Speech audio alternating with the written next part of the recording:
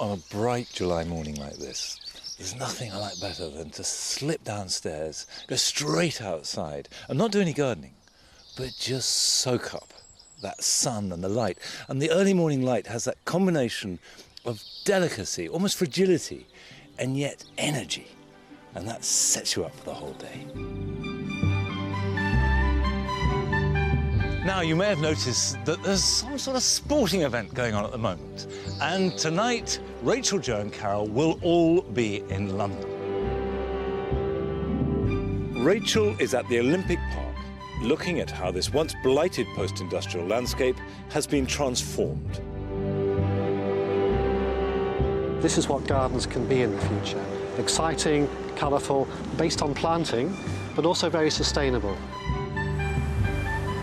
And Carol is in the West End, looking at the wild side of London.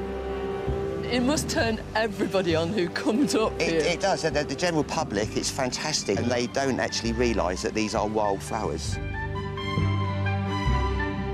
Jo gets an exclusive peek at the garden hidden behind a particularly famous front door.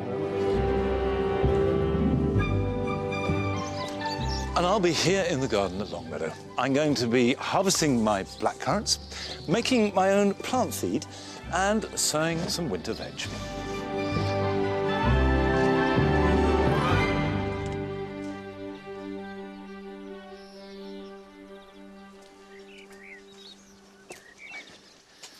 I've had a letter from Anne Robinson, which says I'd appreciate advice about which fertiliser is best for planting and as a general feed, or is it best to vary things at different times? Now, that's quite typical of a lot of letters that I get, because it is quite difficult to know what is best to do for plants. And the first thing I'd say is, on the whole, there's no need to fertilise any plant growing in soil. It's likely to do more harm than good. However, if you're growing plants that are being asked to do a huge amount of work, or are in pots, it's quite likely you will need to feed them at some point, but not all are alike. For example, if you've got lilies, like we have in pots here, certainly no point in feeding them now. If you're going to feed them, you feed the bulb, which makes next year's flower, after flowering this year.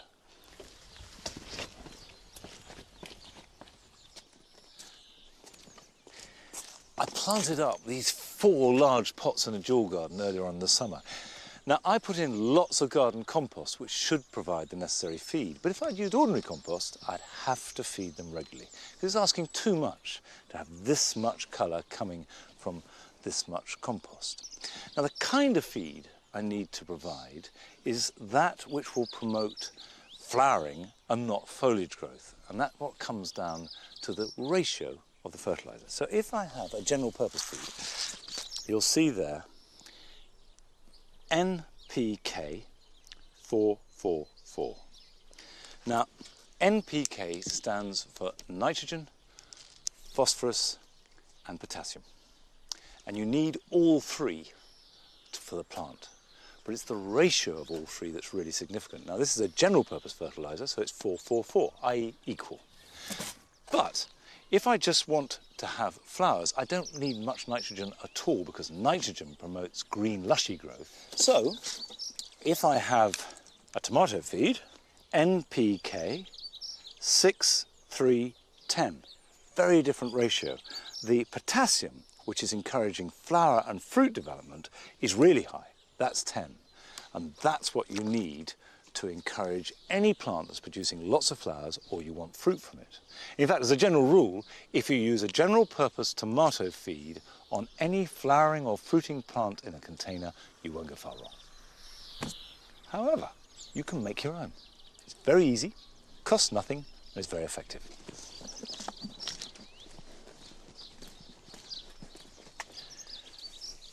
Now, I have comfrey growing at the edges of the damp garden. It grows as a weed, it gets washed in by the flood. And this wild comfrey is full of nutrients. All I do is stuff the leaves and the stems into a trug or a bucket until it can't take any more, top that up with water and leave it for 3 weeks. It'll smell horrid, but don't worry about that. Then strain off the leaves, and the resulting liquid you use as a base for a feed. And don't overfeed. Dilute it well, and you can do more harm by feeding too much than too little.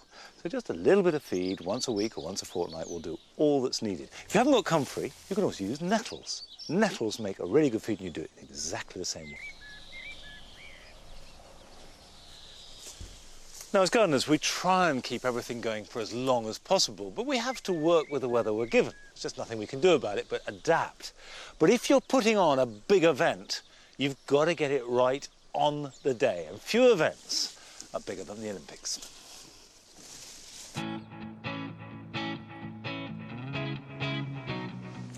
The London 2012 Olympic Park is welcoming the top sportsmen and women from across the globe, but it's also showcasing the very best in British horticulture.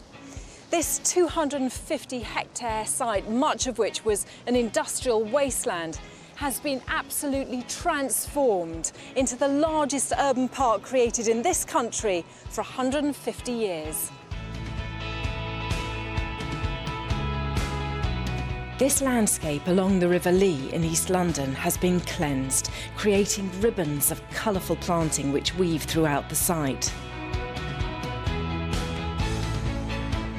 These dual light displays are the result of over 5 years of careful work by a group of British landscape and garden designers. Along with his colleague James Hitchmo, Professor Nigel Dunnett created these flower-rich meadows which encircle the main stadium. For the first time here at the Olympics in London, the park is as important as the buildings. The park is a setting for the buildings. What we've tried to do here is to look forwards. So we could easily have gone and looked back and tried to recreate some pastiche of Victorian bedding and sort of heritage of gardens. Instead, we said we're not going to do that at all. We're going to look to the future and say this is where we are now, but this is what gardens can be in the future. Exciting, colourful, based on planting, but also very sustainable. The 2012 gardens bring together over 250 species of plants from across the globe, a vibrant textural tapestry. These planting palettes are the creation of Chelsea Gold Medal winner Sarah Price. One of the largest challenges of working on the Olympic Park has been visualising the terrain of the park, because when I first visited here, the whole site was an industrial wasteland. So in a sense you're really designing blind, because you can't visit the site, you can't see the ramps, the gradients, everything that you do, you've got to visualise how those plants are going to look in combination and what it's going to feel like to walk through the garden. The gardens are really linear, they're half a mile long, and so we all really wanted to create a change of character as you walk along through the different spaces. Vibrant tones marry together plants from across continents in the Southern Hemisphere garden, some of the seed for which was specially gathered from South Africa. Nectar-rich plants pepper the hay meadows inspired by Western Europe, with Shasta daisies and purple loosestrife to attract butterflies and bees. And from the Americas, a dense swathe of prairie planting will provide gorgeous late summer colour. From the ashes of its industrial past, the park is now ablaze with sensational blooms, and it was Phil Askew's job to bring this transformation into fruition. This used to be a goods railway yard, a derelict not far from the largest fridge mountain in Europe and covered in Japanese knotweed. So we would probably have been battling our way through the undergrowth. Now, surely the most crucial thing in this project is timing, because it's all geared towards being fabulous for the Olympics themselves and the Paralympics. How have you managed to make that happen? Well, we thought carefully about some of the plant species, so we know that they will be flowering now, but perhaps more importantly, we've thought about the growing conditions for them. So we've played around with nature a bit. We have starved things of water. We've cut them down. Our perennial meadows in the north of the park we cut down about a month ago to slow down their flowering. And our team of gardeners has also been frantically deadheading, removing flowers so that we can get them to flower again, as it were. So we've done a lot of work on that, on feeding the plants and on the soil conditions they're growing in, really. So they're absolutely optimal, but also we can control, if you like, a little bit of nature. These meadows, gardens and wetlands are now set to celebrate the best of our horticultural heritage on the world stage.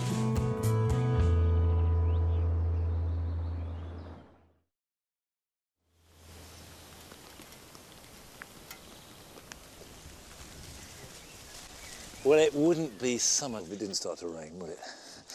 Never mind, doesn't stop me picking my blackcurrants. I love blackcurrants, not least because they're the main ingredient in summer pudding. And summer pudding, everybody's got to admit, is the most delicious thing you could possibly eat in summer. Love it. But of course you can make ice cream from it, sorbets, sauces. And blackcurrants produce their fruit on relatively young wood. On wood produced the previous year, and then 2-year-old wood, and then they start to decrease after 3 years. In fact, I can show you over here, if you have a look. This, which was pruned hard last year, you can see is producing no fruit at all on this year's growth, which is the fresh growth here. But if you go down, look, there's the fruit down the bottom, which is wood that is 1 and 2 years old. And that gives you a clue to the pruning regime. The best way to prune them is to remove 1/3 of the oldest wood every year. So if we have in here, we've got a stem there, you can see that is fairly old and can come out. Cut like that. So that will rejuvenate it and reinvigorate it. Now the time to prune can vary. You can either prune them in winter and you'll do no harm. I actually like to prune blackcurrants when they finish fruiting, round about August time. That way you get lots of light and air and you get the maximum time for new growth to ripen, because that's going to start bearing fruit next year.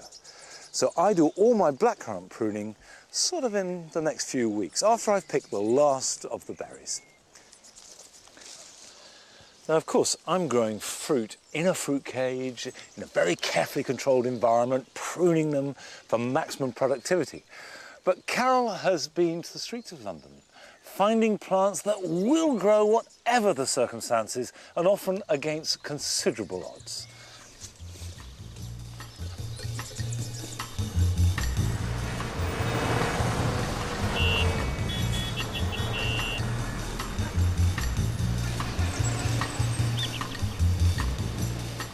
Wildflowers have a lust for life. They just want to grow. Whether they're out in the wild world or they're jostling for position in our towns and cities. They're total pragmatists. They just use every opportunity they can to live and flourish. While we pursue our busy lives, wildflowers just get on with it. But if you stop for a moment, just to admire the delicacy and daintiness of the tiny flowers of this toadflax, you're reminded of what the real world is. This masonry is ancient, but it doesn't compare in age to this beautiful little fern. This spleenwort has been around since prehistoric times, but it uses every opportunity it can to colonise every crack and crevice, just enjoying the richness of this lime mortar. This is London's West End, theatre land. Almost every inch lies under tarmac and concrete. But hidden between Soho and Covent Garden, there's one space where you can still see the earth. This garden, covering 1/3 of an acre, has been established since 1984 on what was formerly a car park, and before that a bomb site. The plants, flowers and trees here provide an invaluable resource for local wildlife who've made it their home. Head gardener Chris Rayburn has been here since the early 80s, when he answered an advert for part-time gardener wanted. It's not what you call a typical sort of London park space, is it? Not at all. One of the things I was really keen to ensure that we did when we renovated the garden was not to lose the background plant community that's developed here over sort of 20 years. We have to be a garden for people because that's our purpose. Yeah. But we can also be a really good garden for wildlife. I love this focal point at the edge of the path. I mean, It's completely uncontrived, but it works beautifully. It's lovely thistles. I mean, they seed about until they move around the garden each year, but they're fantastic for bumblebees. I mean, the flowers are like bumblebee beds. Yeah. They just roll around in them. But also, particularly as a public garden, they're unpickable, so they're fantastic. Yeah, and a very, very dramatic statement, too. Oh, beautiful, a beautiful colour. And for a little flower for a month and a half, 2 months. At least. Look at all the buds. It's lovely, isn't it? Just within this small space, you've got so many different habitats. I mean, I love this pond area. And I love the fact that you've used the wire fence to support your climbers. Well, it's one of my favourite climbers. It's a bramble. It flowers for months, it fruits for months, both for wildlife and for people. Protects nesting birds from cats, and also protects my pond from people.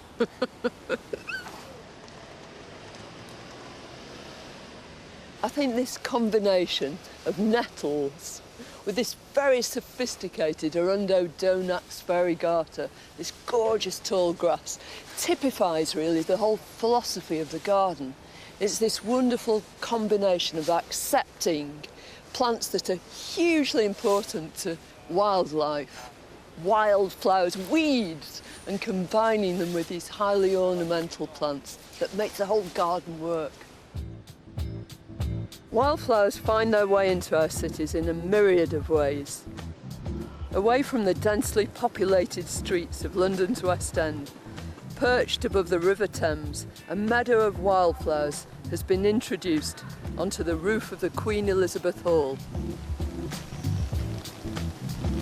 Last year, amidst this concrete jungle, the garden was created by a group of homeless people with the help of the Eden Project. Paul Pulford spent 7 years of his life on the streets until a chance to garden and grow wildflowers up on the roof turned his life around. This is the best place in the world for me, but being able to come here every day and work on this garden is just absolutely amazing. I'm totally inspired by planting and using native wildflowers, which is my passion, it's my hobby and it's my life.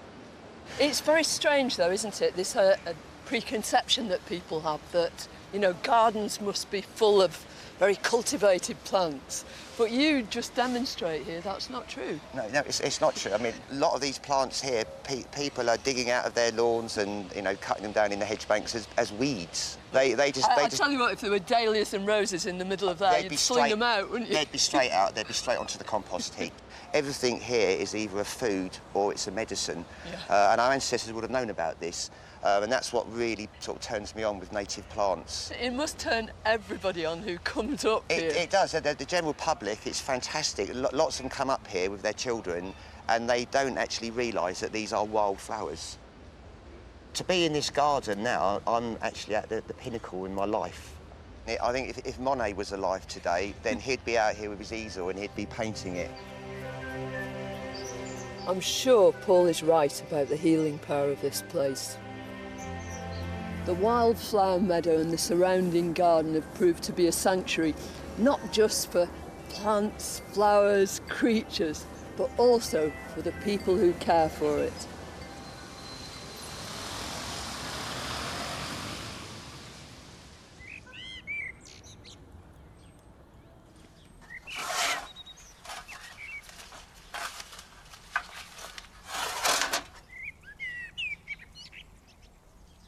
I've got a group of veg here which are perfect for sowing now and are really delicious. They're all oriental vegetables and all belong to the cabbage family, but you can treat them as a salad crop or you can cook them. I've got some mibuna here, some mitsuna, some oriental mustard and some rocket. Well, most of us know rocket. Mitsuna is very similar. It's got more zigzag leaves and a bit more peppery. Mibuna has got strapped leaves and that's also peppery. You can eat them as salads or you can cook them, you can make sauces from them. Really nice to eat. Sow them now and they'll be ready to eat in September and go on right into winter. Now I'm going to start with sowing mibuna, but you can sow all of them in exactly the same way. Just put some seed compost into a seed tray. I've mixed some vermiculite into this to open it out a little bit. With seed compost you don't need lots of nutrition. All you're looking for is a nice loose medium for the seeds to grow in. And by the way, mibuna, which has these great strap leaves, can be a big plant. It can really be like that. So if you sow it direct, one of the problems is you need to thin it quite radically. Now, as always, it pays to sow thinly. You're not going to be any the better off for crowding a seed tray with seeds. Just an even spread. Because to have a healthy plant, it wants to be healthy at every stage of its life. It's much harder to reclaim a plant from a bad position than it is just to nurture it gradually. Okay, a slight covering over that.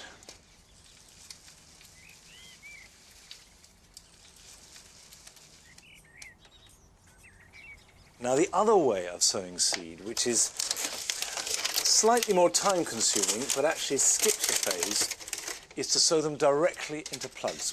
So the plant has its own space from the very beginning, and then you can take it straight from this and plant it into the ground, whereas in a seed tray you need to transplant it either into a plug or a pot first. And you just fill them up.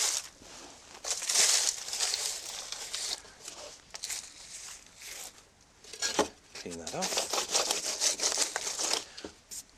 Now this time I'm going to put some... Do you know, I've labelled that Mitsuna, and in fact it was Mibuna. Easily done.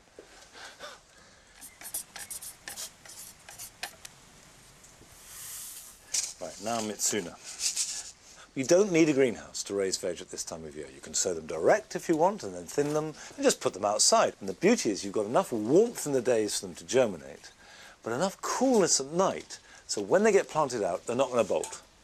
And that means that they will grow nice and strong and last well into winter and right through till next spring if they have some protection. Now, last month was the annual Open Garden Squares weekend in London. People bought tickets and can visit all the gardens. However, one of them was 10 Downing Street, and only 25 of those ticket holders were chosen at random and allowed in to see it. And Joe was lucky enough to go along with them. Over the years, I've been fortunate to visit all kinds of gardens, but today, as part of the Open Garden Square weekend in London, I've been invited to nose around one of the most private gardens in the country. Since the 18th century, the gardens at 10 Downing Street have been enjoyed by a long line of VIPs. Lloyd George, Winston Churchill, Harold Wilson and Margaret Thatcher, to name a few. And now, me.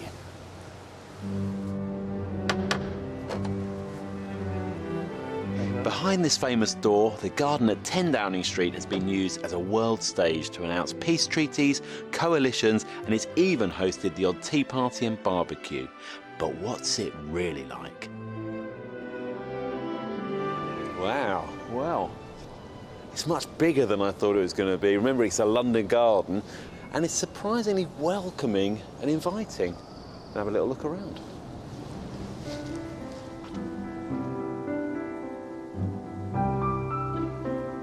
There's been a garden here at number 10 since 1736, when the first Prime Minister, Sir Robert Walpole, took up residence. Ever since, the politicians who have lived here have all made small contributions to the garden.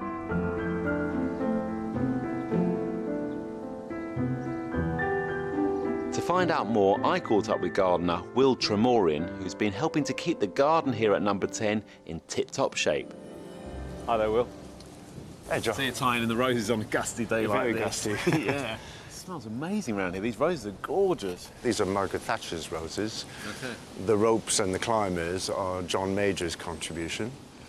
She did the roses on the side, and then Major did the swags with the climbers. Exactly. So yeah, okay, there's a dual effort going on there. What about the veggie patch in the corner? Sarah Brown was responsible for introducing the raised vegetable bed. At the moment, we've got winter, spring veggies. We've got a bit of carrot, some radishes, spring onions, swede, beetroot, garlic. Well, I think it's great having a little bit of grow your own. What you can grow in a small plot. The space is a combination of number 10 and number 11's back gardens joined together. It consists of a large sweeping lawn, no doubt for all the hobnobbing guests at state functions, and like all gardens, it has many horticultural challenges.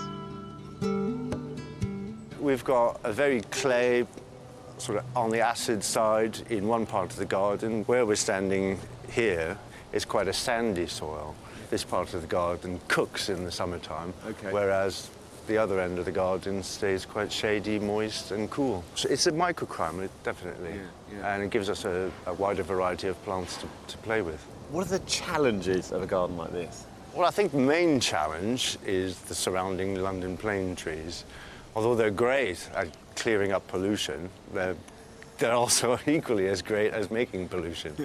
So we're constantly having to pick up after the trees. Well, there's the leaves and they're the seed balls. It's the leaves, it's the seed balls, it's the bark. It's just one thing after another. And they're not even in the garden. There's no respite.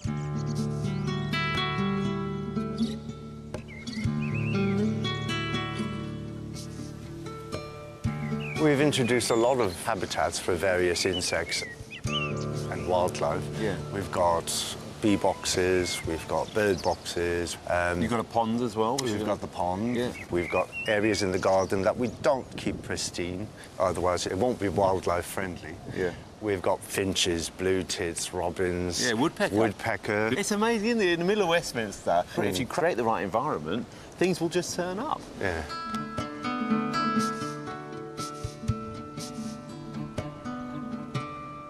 It's like any other garden, frankly. It's got the same problems, a bit of dry soil here and a bit of shade over there. But as far as hosting very important people from around the world, this garden fits the bill perfectly.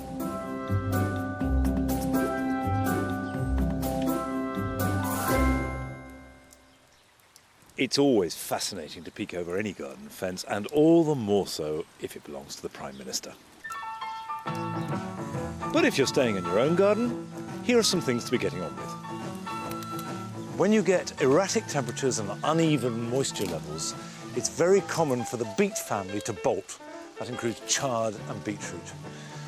But you can salvage the situation by cutting back the bolting stem right to the base. This then will give the chance to grow normally. However, if your lettuce bolts, there's not a lot you can do because it'll get bitter to eat, and the best thing to do is to consign it to the compost heap. If you have a pond, it's almost unavoidable that you're going to get a growth of algae or weed at some stage. Gently scoop it off the surface and then put it by the side of the pond and leave it for an hour or two. And this will give all the insects a chance to return to the water. After that, you'll find it makes excellent compost. It's been a good year for delphiniums, but all good things come to an end, and that's the situation now. So it's time to cut them back hard to the ground. Then, if we get plenty of heat in August and September, they'll regrow and throw up fresh flower spikes.